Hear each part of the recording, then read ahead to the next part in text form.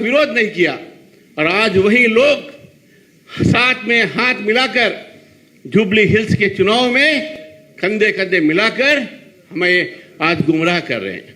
कांग्रेस की जो सरकार यहाँ तेलंगाना में है, कांग्रेस के जो मुख्यमंत्री रेवंत रेड्डी जी, वो वहां जाते हैं और वहां के वोटर से वहां पर अपील करते हैं, उनसे निवेदन करते हैं कि वोट हमें दे। लेकिन किससे निवेदन करते हैं? वो यहाँ के हिंदुओं से नहीं करते, वो सिर्फ मुसलमानों को करते हैं और कहते हैं कि कांग्रेस मुस्लिम है और मुस्लिम ही कांग्रेस है, तो हिंदू कहां जाए? ये कांग्रेस की जो नीति है, तुष्टीकरण की नीति, इसका हमें विरोध करना चाहिए। हम जो है किसी मजहब के खिलाफ नहीं है। भारत एक, यहाँ पर कई लोग बैठे हैं, भारत एक फुलवारी की तरह है, जहाँ रंग बिरंगे फूलों की तरह हमारे कई भाषाएं हैं, हमारे कई जातियां हैं, हमारे कई धर्म हैं, हमारे कई प्रदेश हैं, जो भारत को एकता के रूप में एक अखंड भारत का एक स्वरूप देता है। और हम सब मजहब को, चाहे वो मुस्लिम हो, ईसाई हो, सिख हो, हिंदू हो, हम सबको एक ही तरह देखते हैं। लेकिन कांग्रेस ने धर्म के आधार पर, आज जाति के आधार पर, प्रांत के आधार पर, भाषा के आधार पर देश को टुकड़े टुकड़े करने की कोशिश की है। आप सब यहाँ पर जो हैं बुद्धिजीव हैं, आप सब पढ़े लिखे लोग हैं, आप सब अपना अपना एक व्यापार करते हैं, कुछ अपना काम, कोई सरकारी नौकरी करते हैं, कई प्राइवेट नौकरी करते हैं। देश के कोने कोने से आए हुए आप लोग यहाँ पर बसे हुए हैं। आप देख रहे हैं आज हैदराबाद में जो हो रहा है, देश में भी वही हो रहा है। देश में यही तुष्टीकरण की राजनीति कांग्रेस पार्टी लेकर आ रही है। लेकिन नरेंद्र मोदी जी जब से प्रधानमंत्री देश के बने, सबका साथ, सबका विकास, सबका प्रयास और सबका विश्वास की सरकार ने जीता है। इसीलिए मोदी की सरकार, ये मोदी की सरकार, अभी सुभाष जी ने कहा था कि यहां भी डबल इंजन की सरकार चाहिए और तेलंगाना में भी भारतीय जनता पार्टी की सरकार, यानी कि मोदी जी की सरकार यहां पर आए। और आज जनता का यही ललकार है और जनता की यही इच्छा है। और इसके लिए पहला युद्ध जो हो रहा है, जुबली हिल्स में हो रहा है। मैं आप सबसे यहाँ पर निवेदन करता हूँ, जुबली हिल्स का जो चुनाव है, जो चुनाव आ रहे हैं, इस चुनाव में आप भारतीय जनता पार्टी को वोट दें। भारतीय जनता पार्टी विकास के रास्ते में जाना चाहती है। जब कांग्रेस की सरकार थी, हमने कई तरह का भ्रष्टाचार देखे थे। हमने आसमान में भ्रष्टाचार हेलीकॉप्टर का देखा था, हमने समुद्र में सबमरीन का वहां पर घोटाला देखा था, खेल कूद में कॉमनवेल्थ के खेल कूद का घोटाला देखा था, 2G स्कैम देखे थे, हमने इसका स्कैम देखा था। लेकिन मोदी जी के आने के बाद ये 12 साल में एक भी स्कैम नहीं हुआ है। यही जो है मोदी जी का जो आज जो हमारे जो सरकार है, वो सरकार आज हम दे रहे हैं एक करप्शन फ्री गवर्नमेंट। मैं आपसे यही निवेदन करता हूं, आप सोचिए जरा, देश के लिए सोचिए, इस समाज के लिए सोचिए।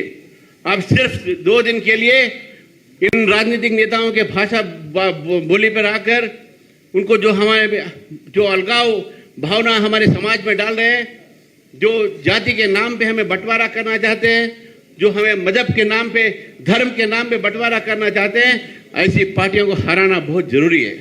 सिर्फ एक बार अंत में मैं अपनी भाषण समाप्त करने से पहले मैं आपको कहना चाहता हूं, बीआरएस को हमने देखा, कांग्रेस को परखा, एक बार दो बीजेपी को मौका, यही हमारा नारा है। और हमने देखा है कि किस तरह से बीआरएस की सरकार ने इस राज्य को और लूटा, इतना लूटा कि आज उनके परिवार में, उनके परिवार के सदस्य रोज लड़ते हैं कि तुम्हें ज्यादा मिला, हमें कम मिला, तुम्हें कम मिला, हमें ज्यादा मिला। इस तरह के हम देख रहे हैं किस तरह की बयानबाजी हो रही है। और हम ये भी देख रहे हैं किस तरह से कांग्रेस के मंत्री आपस में लड़ रहे हैं। कोई किसी का ओएसडी आता है, पीए आता है, किसी उद्योगपति के सर पर पिस्तौल रखता है और लूटना चाहता है, उनसे एक्सटॉर्शन करना चाहता है। और बोलता है नहीं नहीं नहीं लूटूंगा, तुम कैसे लूटोगे, ये मेरा हक है। और ये मंत्री जो कांग्रेस के बैठे हुए हैं, तो इसीलिए ये दोनों भी जो है अपने, ये दोनों जो है अविनीति के भाई हैं, भ्रष्टाचार के भाई हैं। ये दोनों लुटेरे हैं जो लूटना चाहते हैं तेलंगाना को। तो इसलिए मैं आप सबसे विनती करता हूं कि एक बार भारतीय जनता पार्टी को मौका दे, कमल के नाम पर डालकर हमारे जो उम्मीदवार हैं श्री दीपक रेड्डी जी, उनका नाम पहले है, इसलिए कमल के निशान पर वोट डालें और वोट के दिन जरूर आइए। इसलिए मैं कहता हूं पहले मतदान बाद में जलपान। पहले आप दीजिए, पहले अपने मतदान से दूर मत भागिए।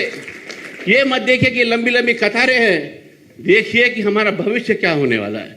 1-2 घंटा आप ठहर जाइए कतारों में, लेकिन इस देश को अगर हम बचाना चाहते हैं, अगर तेलंगाना को हम बचाना चाहते हैं, हमारे समाज को हम बचाना चाहते हैं, तो सब बाहर आकर वोट दीजिए और बीजेपी के उम्मीदवार को जिताएं। यही मेरा आग्रह है आप सबसे। धन्यवाद। आज से कांग्रेस पार्टी किस तरह ये तुष्टीकरण नीति अपनाकर लोगों में जो बंटवारा किया था, इस देश आज मजहब के नाम पे किस तरह आज बंटवारा हो।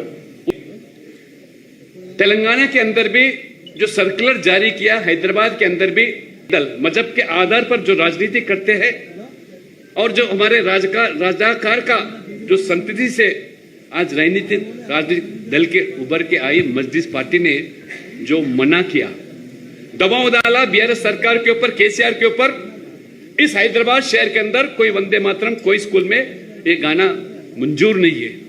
तुरंत हमारे केसीआर ने, जबकि मुख्यमंत्री, वो सर्कुलर को वापस लिया। किस तरह आज मजलिस पार्टी ने इस राज्य में अपना शासन चला रही। इतना ही नहीं, बार बार हमारे असदुद्दीन ओवैसी हो या मजलिस के हर नेता, जो भी सरकार बने तेलंगाना के अंदर, जो भी मुख्यमंत्री बने तेलंगाना के अंदर, वो हमारे दारुसलाम में घुटना टेकना